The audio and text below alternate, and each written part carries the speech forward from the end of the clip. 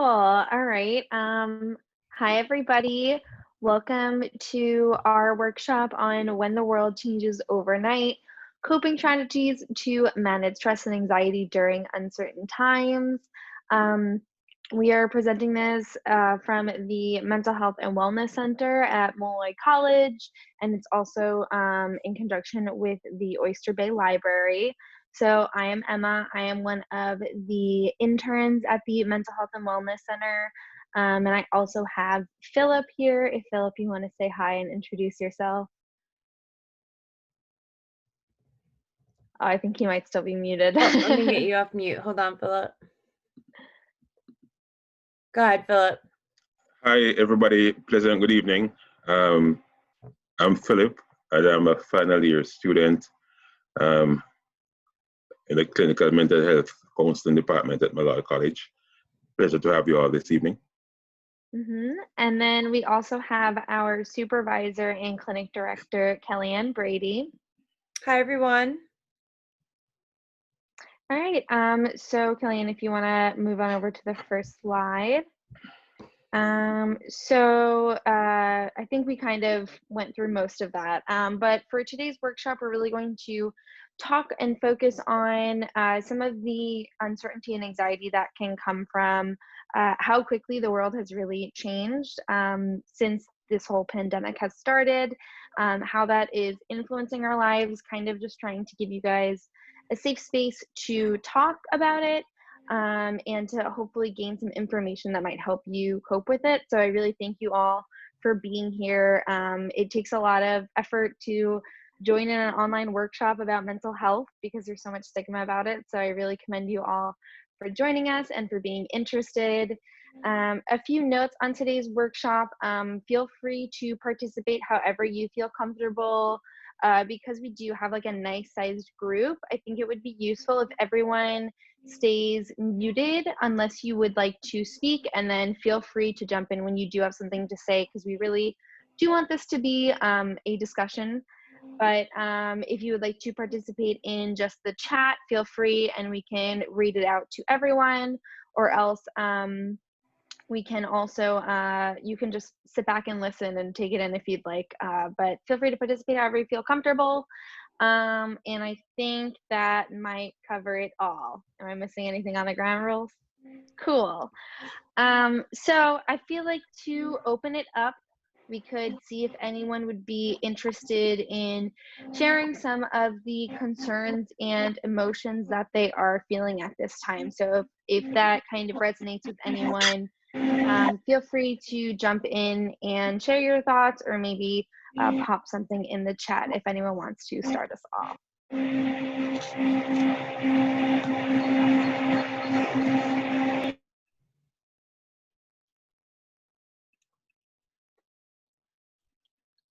I know that something that I have been feeling a lot since being home for, oh, you know what? Actually, Isabella took the words right out of my mouth: isolation and uncertainty.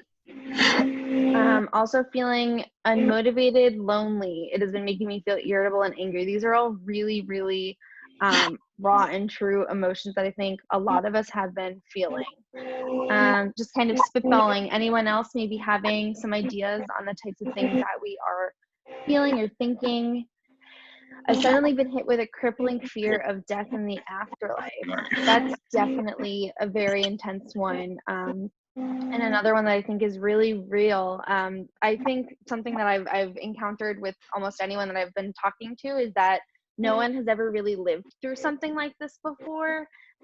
This is something we are all experiencing for the first time together. And so with that comes new concerns and things that we may have never thought about before. So I really appreciate you all sharing that. And when they talk about death and the afterlife, that is such a real piece, because so many people have died before us. Nobody has ever come back to tell us what it's like beyond life, and you know, so and we see how many people have died during this pandemic. So it is really, this is really freaking a lot of people out, and you know, there's really nobody that is immune from this stressor. Definitely. My depression has been the worst it has been in a while, especially after my grandpa died from COVID, and also concern for my grandma. Maddie, I'm really sorry to hear that, and I appreciate you sharing that with us. And I think it's entirely reasonable that conditions that we might already be living with have been like exacerbated by all the things that are going on. And then Christina, confusion and uncertainty, it feels like I'm regressing. I think that you guys are touching on a lot of really important and valid emotions. And I think that's the thing that I think of from everything that you guys have been saying, is just like, this is so, this is what I would expect you guys to feel. I think that these are all things that like we would naturally be feeling in these times. So if we want to move on to the next slide, and again, feel free to, if there's anything that we talk about you want to come back to later, feel free to share that in the chat, or speak up as well. So we can move on to the next slide.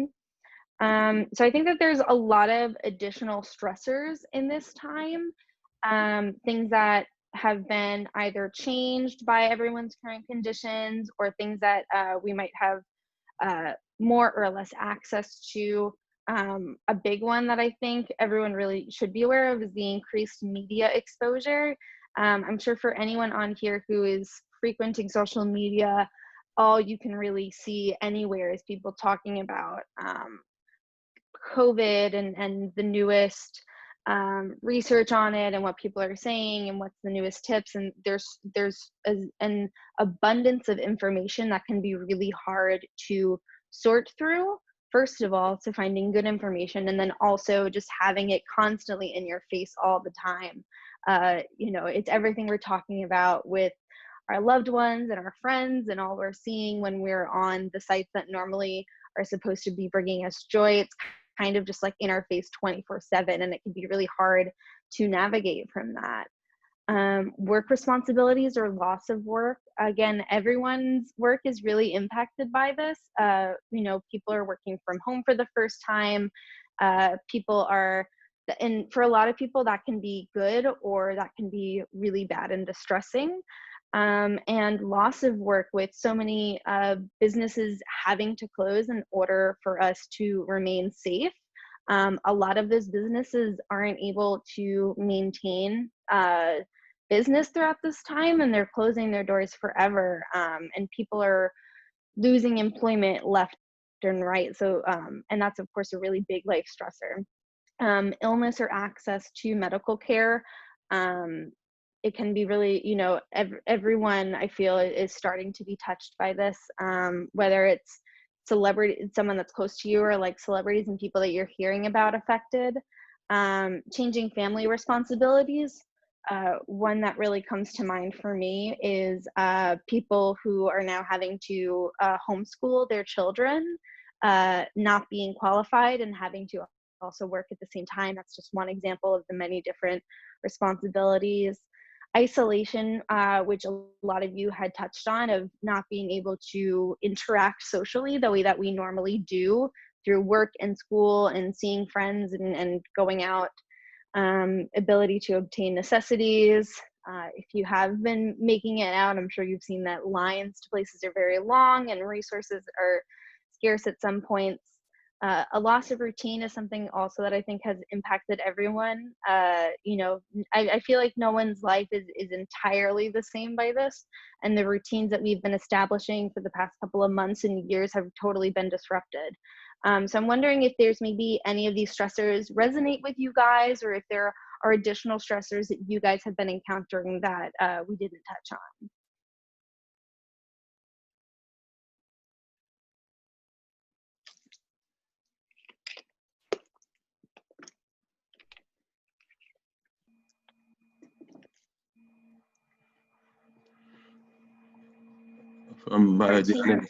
Routine has always been necessary for my productivity, and without it, I feel like.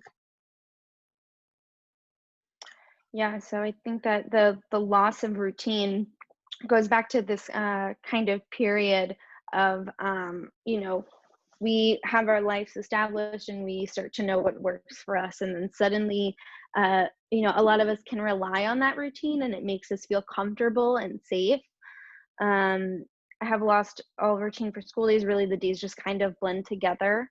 That kind of in between limbo feeling, I can really resonate with that. It can be hard to know what day of the week it is. If you're in school, when assignments are due, I feel like it can kind of just be harder to keep track of everything when you're confined to the same space all of the time. So I really relate to both of you. I'm someone who is super dependent on a routine. And it can be really difficult to adjust our routines and try and maybe format our routines around what is kind of becoming like a new normal.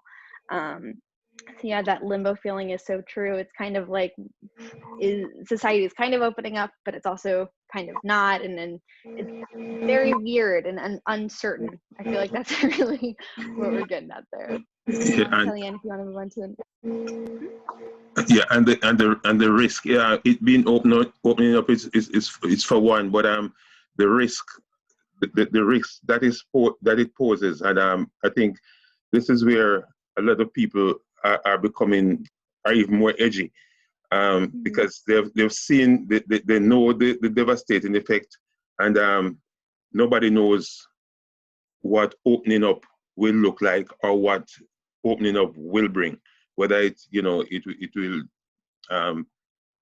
increase the risk of people getting ill, dying, or whatever, or whether it be for better for everybody. It is so uncertain. Definitely. Okay, so next we have the emotional responses. So we talked about all of the different stressors that we might be encountering, or maybe some of those things have reminded us of things that other people are dealing with. All of these changes can bring up a lot of emotions. And so a couple of good ones that we listed out here. If you guys have other ones, feel free to share them in the chat. But fear, we talked about fear of death in the afterlife, fearing the health and safety of ourselves and our loved ones, feeling the uneasiness of not knowing what comes next, and things not feeling as stable as they once were.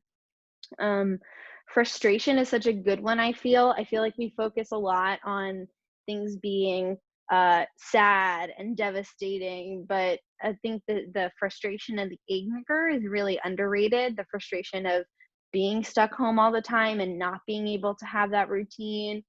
Something that I personally have been focusing on a lot, because I feel like a lot of people haven't been focusing on it, but things being canceled and not being able to continue on with your plans for the rest of the year like we may have been planning. I think that frustration, anger, and disappointment as well are really capture that. But also the sadness of, the grieving the loss of those things, the sadness of those who have been affected by the virus, and also the anxiety and worry of all things related to the illness. As it says for others, something that someone had mentioned before was their depression being worsened. And I think it's really important to also recognize how the things that we're already dealing with and can be hard to manage on a regular basis can be so much more worsened because of the things that are going on and all of these different stressors and emotional responses. It can be difficult to deal with them. So does anyone else maybe have other feelings that they might be having an emotional response to in relation to the uncertainty and anxiety in this time?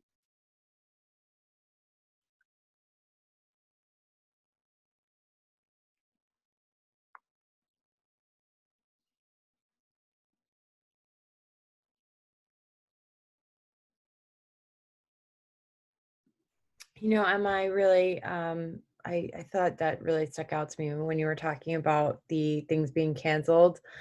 I think now, 2 months into this, we're in such a different place with all of this. And I think I think those feelings that we were feeling at that time 2 months ago are very different than the feelings that we're starting to feel now. So we're also dealing with this uncertainty. Like, we finally got comfortable feeling maybe fear and uneasiness, and now we're dealing with a whole nother group of emotions that are difficult for us to manage. So I think that's something that I'm starting to realize as we go through this process together. So I just want to share that. I really appreciate you sharing that.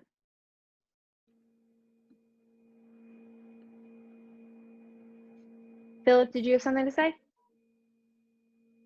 There's Madison said maybe hopefulness in the sense that things opening up back someday and return to some sense of normalcy.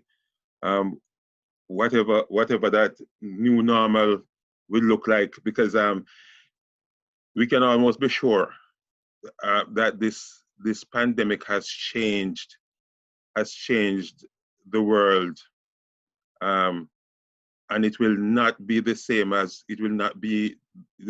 what we knew it before. So whatever the new norm will look like is something that we will also have to get used to and readjusted to. So that in itself is causing people concern. I really agree with that. I like this idea of hopefulness that some things are going to return to normalcy. I think that's an important thing to also remember, that like life isn't going to go on like this forever. It will likely change, but I don't foresee us being stuck in our houses until the end of time. You know what I mean? But also something that a friend had brought up to me is like starting to think of the good ways that life could change after this. Like, my friend was like, I kind of like the idea of us going forward, like not having people right up against me when I'm waiting online for something, and just general life being cleanlier and people being more protective of their health.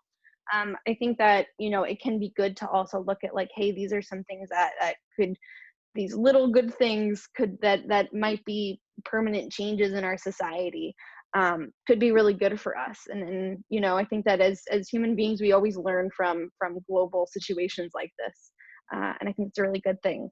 I also want to make sure that I just comment on me and Isabella. I feel that my anxiety is exacerbated with the uncertainty.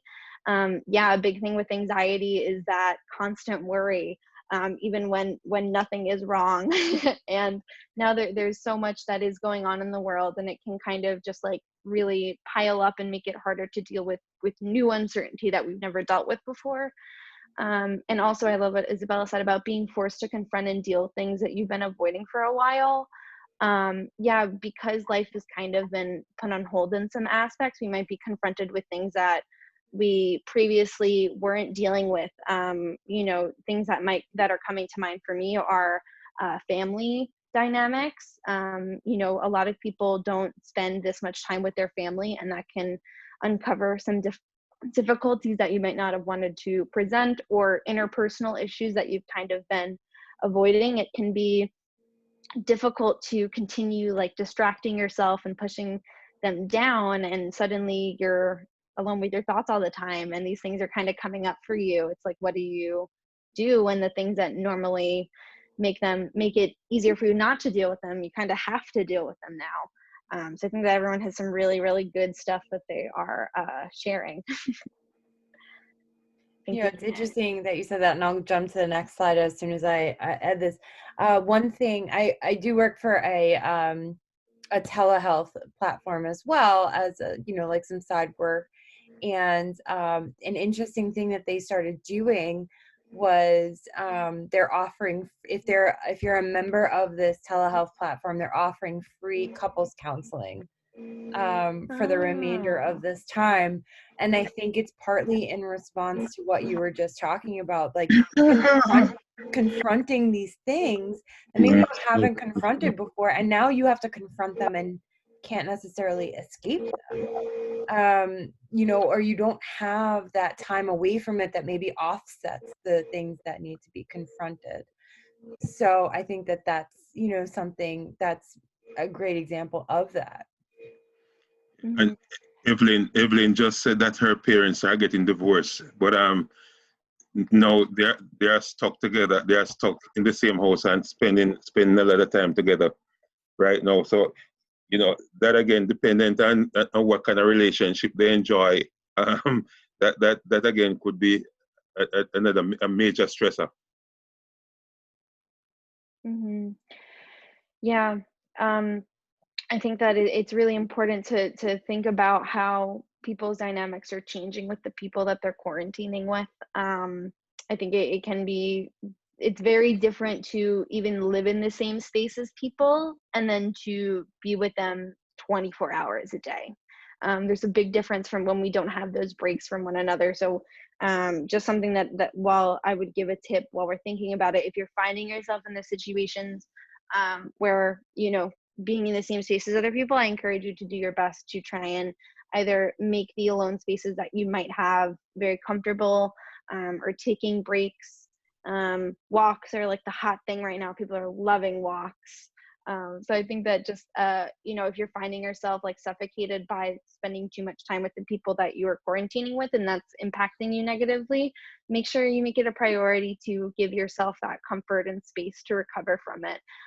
Just because we're not allowed outside and to our normal things doesn't mean that we can't adapt and find those spaces for ourselves, and at home in this time. Cool. So things are difficult. Why try to manage the way that we feel? So yes, of course, that all of these difficult emotions that we're talking about, they, as we've stated multiple times, they have the ability to impact like any mental health issues that we might already be dealing with, but also for people who might not have been dealing with them, it brings new things that can really take a toll on every aspect of our well-being. So we're going to talk about ways to combat these negative responses so that you can begin to live happier and more positive life during this time, which I think is something we're all really aiming for. And I love this, that when this is over, you will be thankful that you took the time to embrace this time, sought out the positive aspects of this time, and took care of yourself. I think that's a really important thing for us to highlight, that while this time is stressful, it is bringing up all these difficult emotions. I think it's very much not ideal for a lot of people. There are still things that we can take advantage of this time as well. And that doesn't necessarily mean be super productive like everyone thinks that you need to be during this time, but taking this time to really be present in what's going on, and to take care of yourself. Those are important things to do at this time. Christine mentioned that in the beginning it was stressful for her. Now it's a different feeling. She's just feeling numb over the whole situation. Mm-hmm. Yeah, numbness, that's a really good one that we didn't touch on before, kind of feeling detached and dissociated from the whole situation and not being able to sort of feel at all because it's so overwhelming. I really relate to that.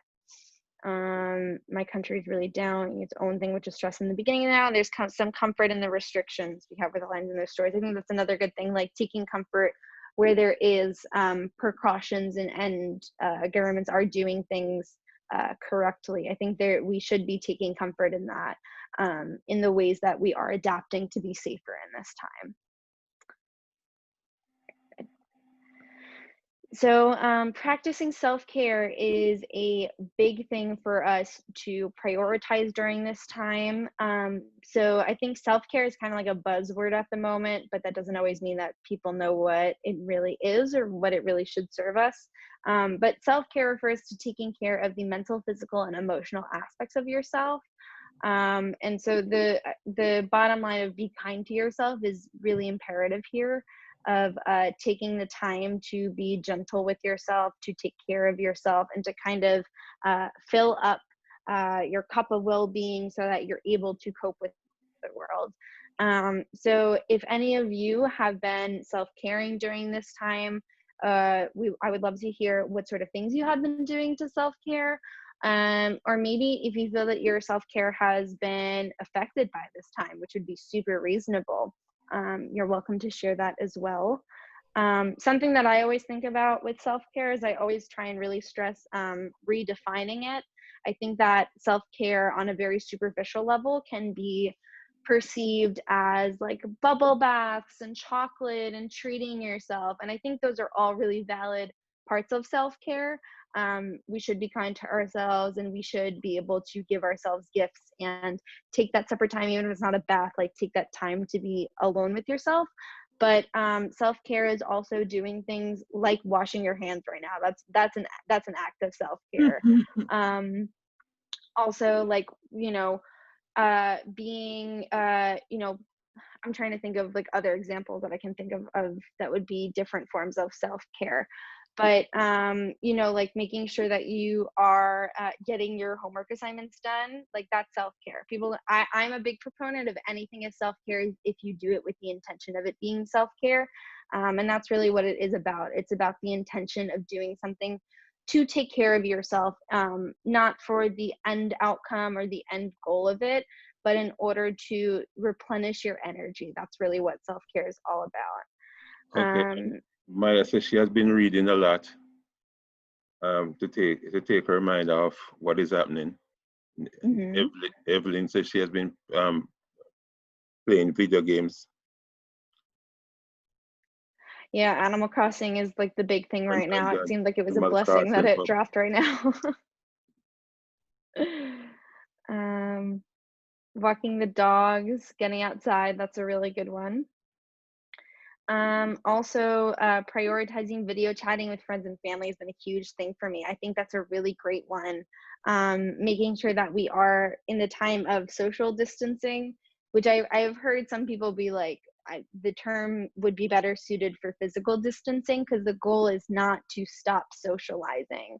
It's not to isolate yourself. It's just to physically distance from others.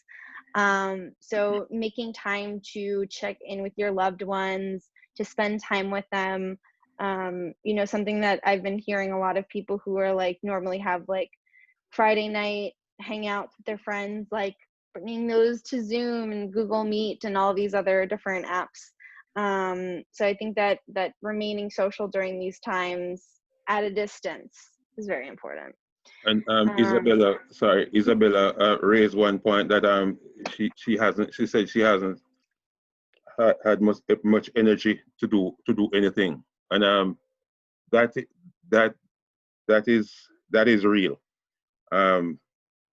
But I think we have to be mindful of the fact that if when we get to this place that we don't have the energy to do what we used to do, we could become just complacent and give up and accept anything, and that could in itself pose another problem. So I think we should strive or try to find something to fill that void. Mm-hmm. I see Maddie said, I see people in my town still hanging out with other people under the stay-at-home order in my state. And so with that and other things we talked about, putting my phone in a drawer and disconnecting from the online helps sometimes. Yeah, taking a social media break is a huge form of self-care. I definitely think we're going to touch on that later as well.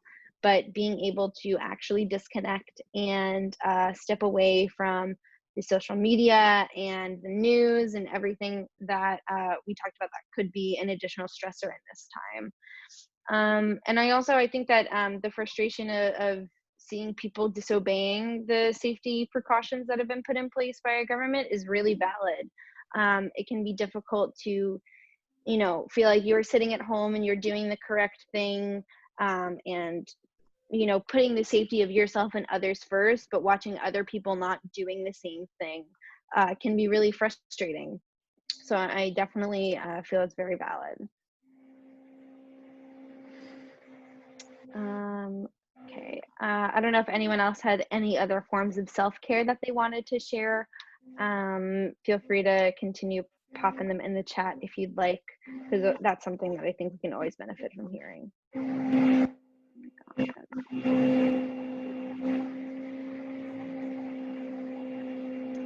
I think we should move on to the next slide.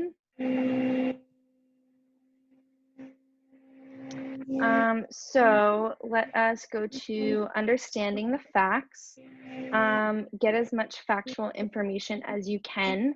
I think that's a really important thing, is to seek out the reputable sources like the Center for Disease Control and World Health Organization, and stay informed on local resources. It's really important to stay informed with what your state and your community are doing in this time, and remaining to keeping up with their suggestions and restrictions that they're putting on.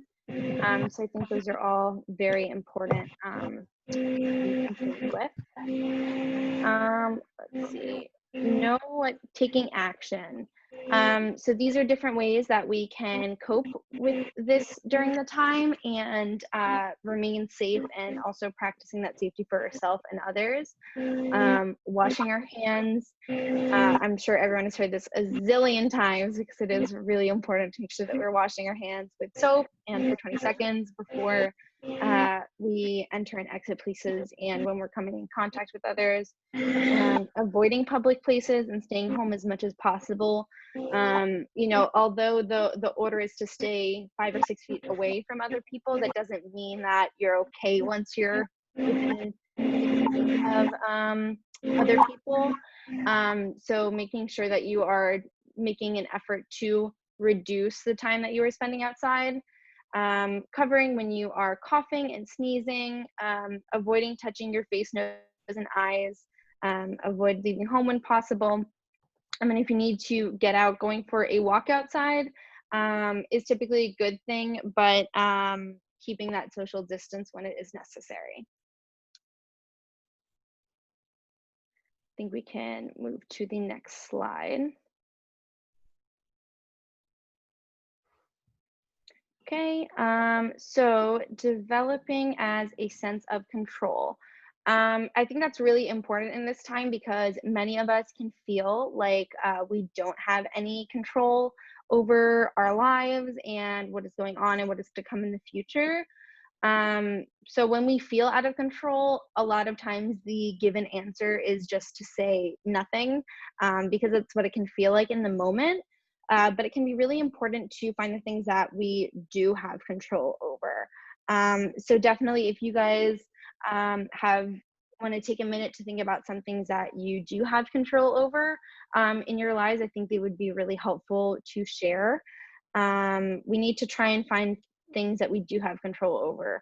A couple of the things that we have suggested are to create a schedule for yourself to maintain at home, to make a to-do list of things that you've been putting off, and to limit media consumption.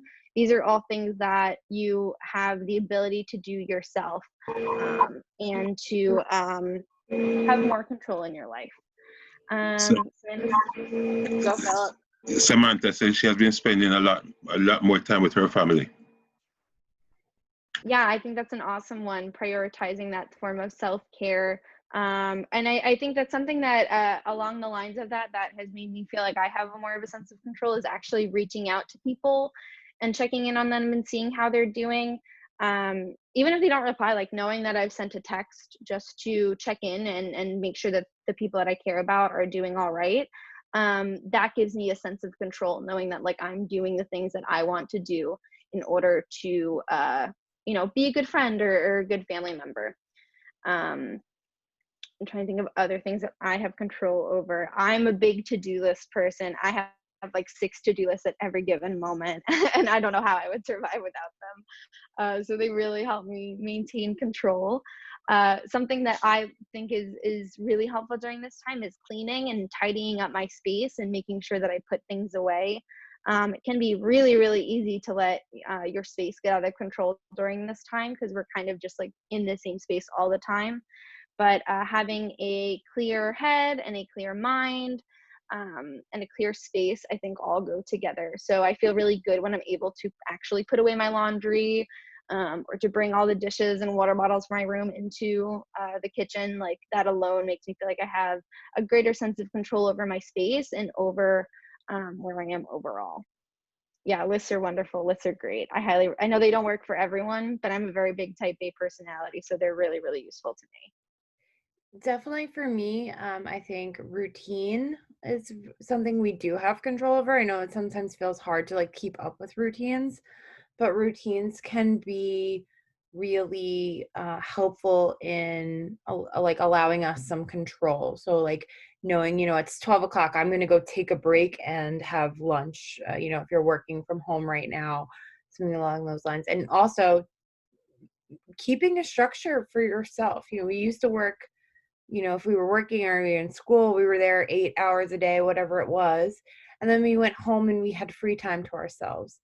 And now we don't have that separation if we're working from home. And that's something we do have control over. And we need to be mindful that we are allowed to take breaks and time for ourselves too. I really like what you said there about routines. I feel like when people think of the word routine, they think of like a multi-step plan that you have to adhere to, and that's not what a routine has to be at all. A routine can be like setting your time to wake up every day, like that alone can be your routine. Or making sure you have like a few steps that you want to do before bed every night, like washing your face and brushing your teeth. Like those little things can be routines too. It doesn't mean adhering to a strict schedule 24/7. Okay, I think we can move on. So accepting a loss of control. So while we also want to do our best to find ways that we do have control, we also need to be aware and conscious of the ways that we don't have control. And we do need to acknowledge that if it's causing us these difficult emotions. So what are some of the ways that we can work on the acceptance of loss of control? Trying to take a different perspective to gain insight on why this must change. It can be really difficult to completely change around our opinion, but also giving ourselves a moment to just consider what it would be like to have that perspective and to maybe see why it's appealing to the other side. Again, you don't necessarily always have to adopt the exact perspective, but allowing yourself to think of it, I think, can bring some of that comfort that comes from not having control. Looking for the positive sides of things that impact us negatively. I think we touched on that a little bit before of like how there's going to likely be good things that come out of the situation. Acknowledging that this is temporary, again, being aware that like life is not going to be like this forever. And though things might change and they might not be exactly the same as they were, that this particular situation that we are in is temporary and it will end at some point. And also working on developing and understanding that the more we do now will help us in the long run. And I think that's really important. While it can be really frustrating to stay at home and to see other people going out and whatnot now, understanding that by staying home, you are doing your part in order to make this go faster. And so, the more that we all do, the quicker that this is going to be over. So keeping up with all of those safety precautions and doing what you can now is going to make this easier in the long run.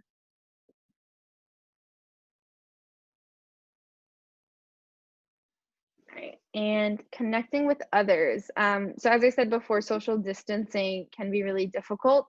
And as humans, we are social creatures.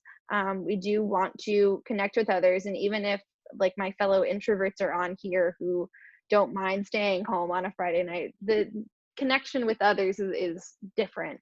And so I think that it's really important that even though we can't physically connect with others the way that we typically do, right now we can find new ways to connect. And something that I have been trying to do and expressing a little bit more gratitude for the way that things are and how like this is happening in this time is that technology is really helping us. And though it's really important for us to disconnect at times and to unplug and to limit our media consumption, they really are an asset during this time. And we should embrace that and use it to our advantage.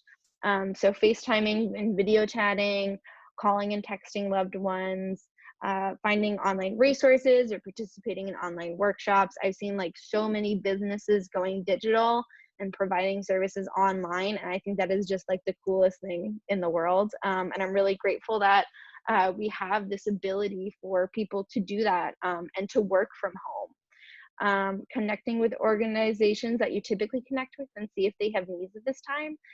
So if you are in a position to offer support to others, that can mean a lot of different things, but connecting with your local resources and if you have the ability to do more to offer that, people are really looking for help at this time.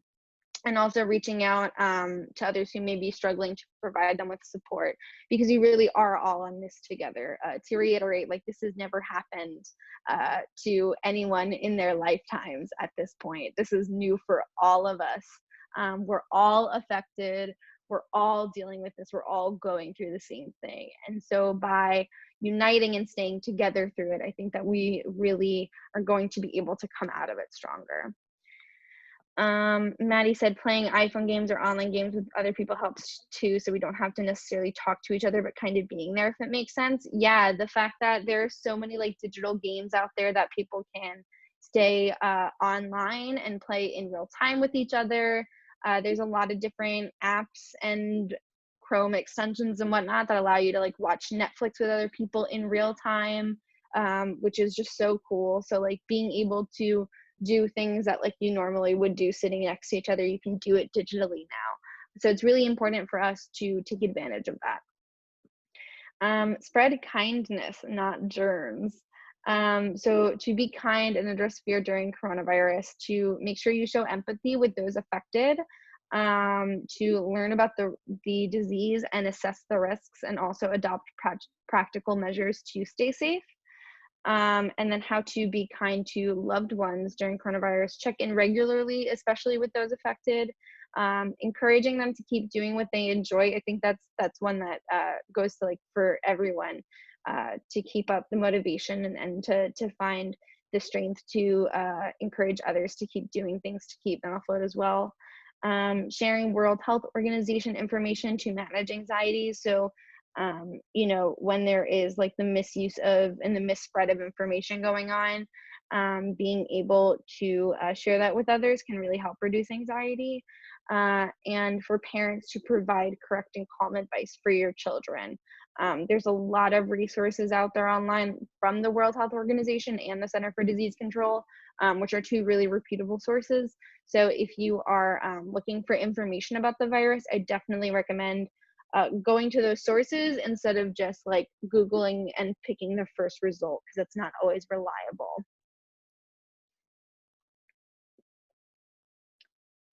So now to talk about coping skills, because more than ever, coping skills are important for our wellness. So what are some coping skills that you have relied on in the past?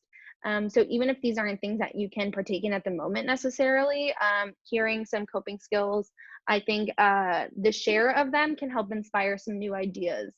But a couple that we have is exercise. Something that I've been doing is I've been stretching a lot more at home because I have the space, and this is really all the space I need all around me. So I'm able to do it at home, but also going outside for walks and whatnot.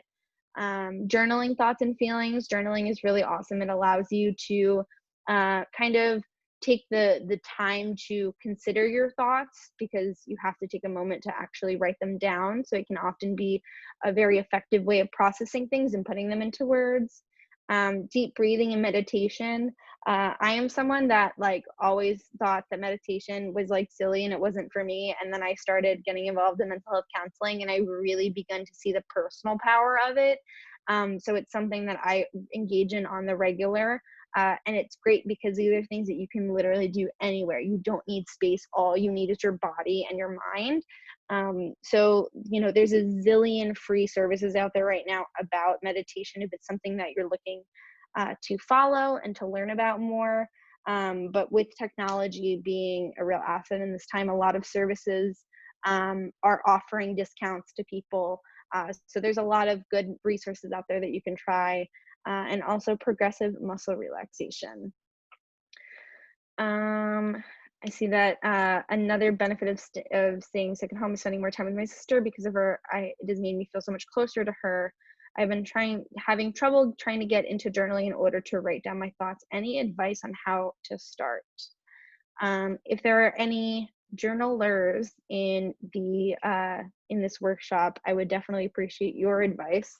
I am not a big journaler, so I can't speak from experience, but I feel like something that can be helpful is with any hobby is kind of adjusting it to what you're already comfortable with. So if you are someone who is not typically the type of person to like sit with a book and write things down, maybe like writing it on your computer would be helpful. Or instead of if like something that sometimes brings me anxiety about journals is like keeping it consistent and having like a nice solid book of it. So if that's something that is not working for you, like write like post-it notes when something comes to you. I think that there's a lot of different ways that you can adjust journaling to something that's authentic to you, so you don't have to change yourself in order to journal. You can kind of make journaling something that is for you.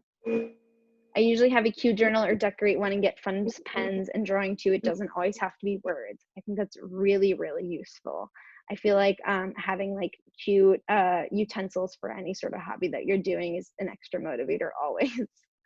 There are some great videos on YouTube of people showing the journals. If you search bullet journaling on YouTube, you'll see some of them. So also like taking inspiration from others.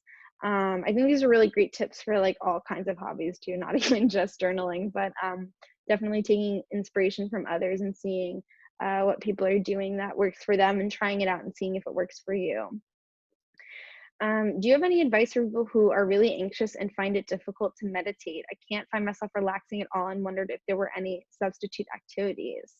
I'm wondering if Kellyanne or Philip might have some good advice for Mia. Okay, I have found that deep breathing in those anxious moments really help. Just find a space where you can deep breathe for 2 or 3 minutes by yourself, and just fill those lungs up and let that air out in a timely manner. That has helped me, and it's something I'm really using, especially in this time, because Kellyanne mentioned earlier about couples counseling in this time. I think I might have to take her up on that one, because you know, my house is full from top to bottom. It's not normally it's me and my wife occupying the 3 floors. Now I'm stuck in my bedroom because the house is full. So I understand what people are going through there, and it's something I really might have to take Kellyanne upon. But deep breathing is certainly a very good way to start, especially for those of us who have difficulty exercising. If you can go outside to exercise, just walk around your block, walk around the community. That's also very helpful. But outside of that, if you're having difficulty doing that, then just take a few minutes in the morning, in the afternoon, to do some deep breathing exercise and bring your mind back into the moment. Mm-hmm. Something that helps me with deep breathing is someone who also like really has struggled to be relaxed and to have like a silent mind in meditation is like to not stress myself to think nothing or to feel nothing. Like it's something that I've learned in the time that I've been trying to meditate is that like it's okay to let your mind wander, acknowledge it wandering, and then bring yourself back, to not like feel shame or frustration with yourself, because you're just human. Like it can be really hard to control your mind. I don't know if any of y'all have ever tried it, but it's really difficult to think nothing.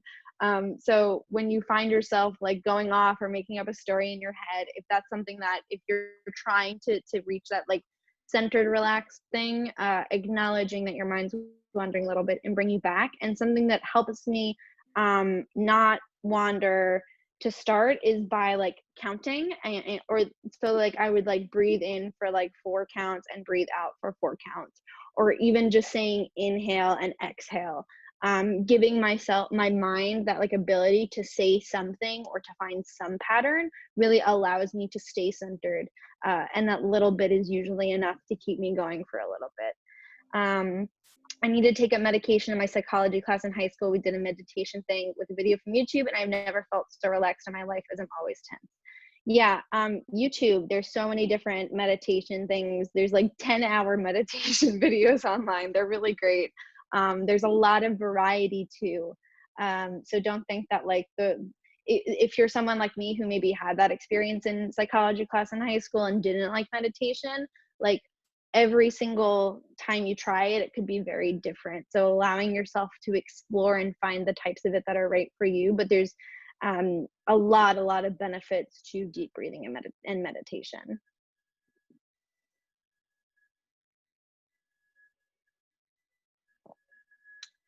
Okay, I think we can move on to the next slide. So coping with stress during the outbreak, these are just some cute little graphics for you to check out, that it's normal to feel sad, stressed, or confused, and that talking to family can be a way to connect. Maintaining a healthy lifestyle at home, being intentional about your eating, sleeping, and exercise. Making sure to prioritize that is really important in this time.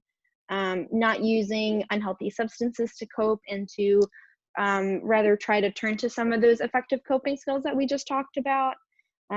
Gathering the facts is something that we're really trying to stress, like making sure that the information that you're learning and spreading about this virus is correct, because that is just going to help reduce the anxiety and allow everyone to be safer.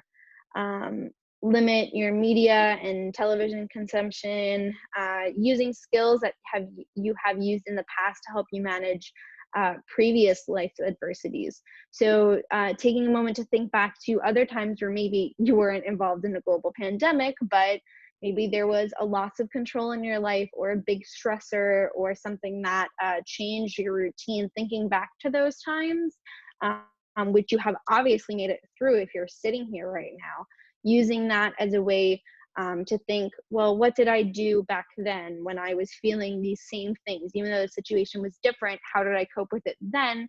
And that might help you find other ways to deal with it now. Helping children, if anyone has children or maybe younger siblings or young ones around them.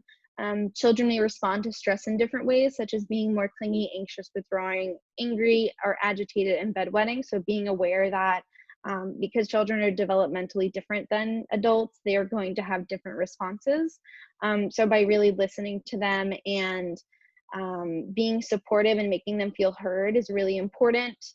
Providing them with love, attention, listening to them, reassure them, and speak kindly to them.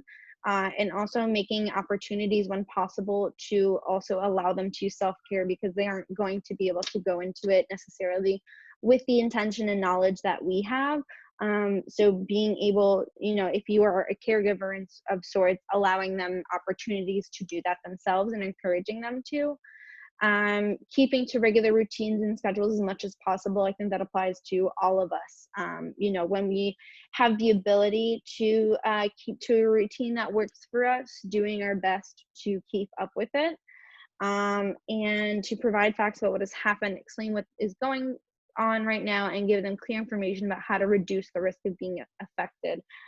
If you are someone who this particular graphic is useful for, I've seen a ton of really great information online about how to explain what is going on to children. So if you are finding that difficult, there's resources out there that are available to you, like this from the World Health Organization. Okay, I think we can head to the next one. Thinking positively is really important in this time. So I want to encourage you all to name 3 things that bring you joy. Feel free to share them in the chat or just think on them now. But the goal is to get us into a more positive mind space. We've been talking about a lot of heavy stuff, and asking you guys to reflect on things that are more difficult and intense, but to think of things that bring us joy. It can be easier to think of the negative things right now, naturally. So it's important to prioritize the good things. And also practicing gratitude is really important at this time too. So a good way to do that is gratitude journaling by identifying 5 things that you're thankful for, doing them either at the end of the day or during more time.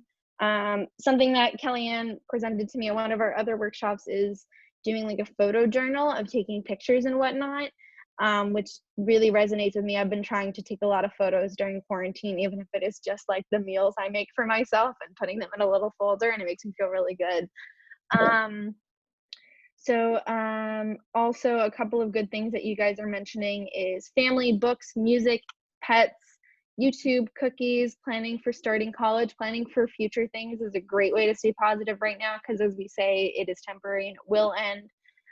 Writing, reading, attempting to draw, and doing things that maybe we don't necessarily have the skills at or haven't been doing that long, but still doing it because we enjoy it. We are also hosting a practicing positivity workshop on Thursday at the same time, 7 p.m. So you should follow us at Malloy WMHWC. Did I say that right? Did I get the acronym? Sweet. Malloy MHWC. We have a flyer up there with more information, or you can also visit us. We'll show you at the end all of our resources. But if you are interested in practicing positivity more, thank you, Kellyanne. That was smart of you to write that in the chat. If you are interested in learning ways to practice positivity more, or maybe you want just the ability to like be in a space that's more positive in a time when things are really bleak, feel free to join us. Friends, family, animals, dogs and cats, books, music, picking back up writing actually, and starting to read one of the drafts that your friend is currently reading. So it seems like you guys all really have a lot of things to be grateful for, and that are bringing you joy in this time. I have not been reading a lot during quarantine, but I just recently started to again, and I'm feeling so good about it. And also, like I said, I've been stretching a lot, and that's been bringing me a lot of joy. Also taking like online classes. I'm a dancer, so I've been taking like online flexibility classes on Zoom, and it's like the coolest thing ever. So making sure that you're taking time to engage in things that really bring you joy is really important at this time. Family, dogs, friends, music, booktube, awesome. Seems like you guys all have a lot to be grateful for and to feel joy about right now, and I'm really, really glad to hear that. I think we can head to the next slide. Learning from our past. So one of the most difficult things to remember right now is we've all dealt with uncertainty, fear, and stress before in our lives. So all of the things that we talked about in the very beginning that have been really difficult to deal with, and all of the things that are new to us, we've probably felt them in some form in the past. Like I said before, like all those times that you have felt these things before, if you didn't get through them, you would not be sitting here. So it's important for us to think back on how we got through those moments, what skills and strengths we used at that time, what supports we had, and thinking back on those, maybe we can't always necessarily mimic the same support that we had, but finding ways to adapt that to our life right now. Just like we can learn from the past, we will learn from this period in time as well. So I think there is a lot that is going to change once this is over, and we will learn from it. And I think that we will all become better and stronger because of it. So during this time, while we're in this kind of weird limbo and things are kind of on pause in the world, it can be really awesome to reflect on these things of how we have dealt with these feelings of uncertainty, fear, and stress before. What do we want to learn about ourselves from this experience? What sort of things do we want to maybe improve about how we cope with these things in this time, and how do we come out stronger? And this idea is called resiliency, of being able to move forward and push on even when there are obstacles in our way. So things to think about. This is a nice quote from Pearl Jam: "No matter how cold the winter, there is a springtime ahead." So regardless of how bleak things are right now, things are going to get better and let up, and we will return to a sense of normalcy as time goes on. So that really concludes our workshop. Thank you all so much for attending and for being such great participants. I really appreciate all of you for sharing in the chat or for just taking the time to listen and be present and having the insight to want to sit in on a talk about coping with stress and anxiety. That's a really awesome thing for everyone to do. So again, we are at the Mental Health and Wellness Center at Molloy College. All of our information is here if you want to take it down. We are currently hosting telehealth services for people who are looking for additional virtual therapy at the time, and you can use any of those contact numbers and emails to get more information about it. And you can also follow us at Molloy MHWC for more workshops that we are going to be doing, like the Practicing Positivity one this Thursday, and other daily bouts of positivity and mindfulness and mental health and whatnot. So thank you all so much for joining us. I don't know if Kellyanne or Philip has any final words they would like to add. I would just like to add my word of thanks to the participants. I think it has been they have been a great group. They have interacted to the maximum, and from their interaction, I can tell that they have all benefited from this workshop. And to you, Emma, great job. Well done. You. Thank you so much. You guys have been really great participants, and I'm very grateful for Philip and Kellyanne being here and helping me complete this workshop.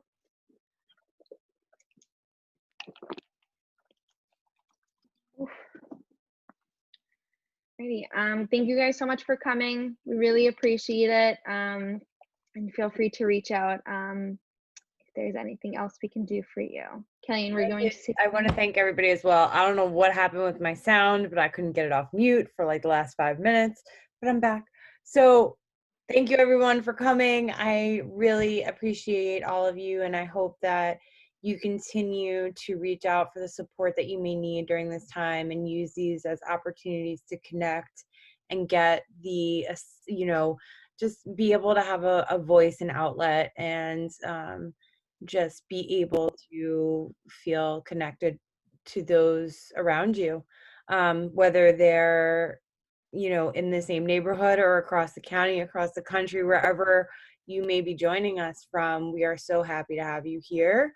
And if there's anything that we can do to assist you, please feel free to reach out. I hope everyone has a great night, and we look forward to seeing you all for our second group of this series, Practicing Positivity, Thursday night at 7 in this same group room.